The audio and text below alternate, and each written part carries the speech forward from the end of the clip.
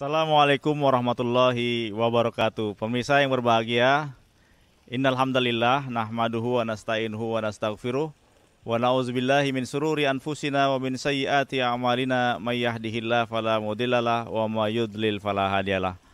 Asyhadu an la ilaha illallah wa asyhadu anna Muhammadar Rasulullah.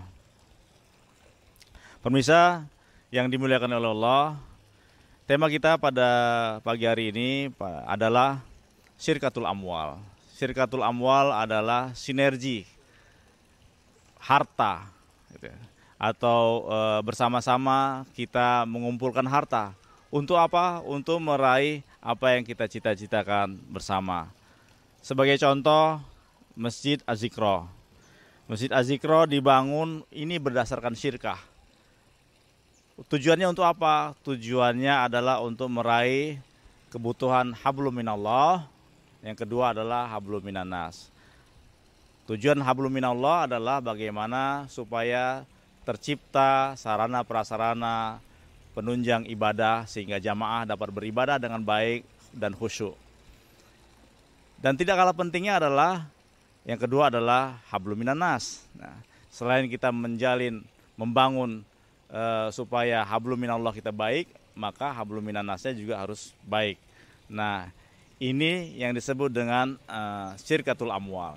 Secara bisnis, secara usaha, atau secara muamalah. Nah, secara muamalah itu kita kenal ada namanya koperasi, ada namanya, atau kalau berbasis masjid disebut dengan baitul mal wa tamwil. Rumah harta, rumah usaha, atau perusahaan, atau pasar modal.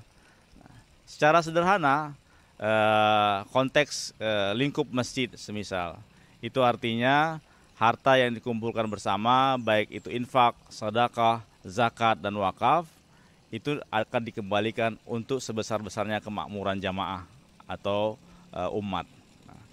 Zakat contohnya, zakat digunakan untuk apa? Untuk mengentaskan kebutuhan atau keperluan yang asasi, yang primer. Apakah itu sandang, pangan, dan papan. Nah, yang kedua, kalau memang kebutuhan primernya itu sudah terpenuhi gitu ya, atau kalau dalam zakat ada namanya ghorimin, orang-orang yang berhutang itu, maka itu tugas kita harus kita tuntaskan.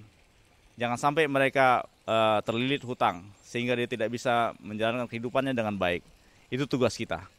Nah, setelah itu sudah kebutuhan asasinya sudah terpenuhi, maka yang kedua adalah kita memberi pancing. Seperti kita lihat di hadapan kita ini ada ikan. Bagaimana kita bisa memperoleh ikan ini? Maka kita butuh pancing. Pancing inilah yang nantinya bisa memenuhi kebutuhan hidupnya sehari-hari. Atau bahasanya adalah modal. Bahasa bisnisnya adalah modal.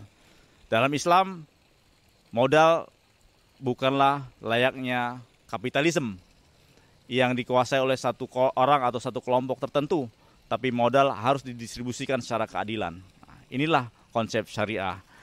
Demikian pemirsa, mudah-mudahan yang sedikit ini bisa bermanfaat. Lain waktu, lain kesempatan kita bisa bertemu kembali. Assalamualaikum warahmatullahi wabarakatuh.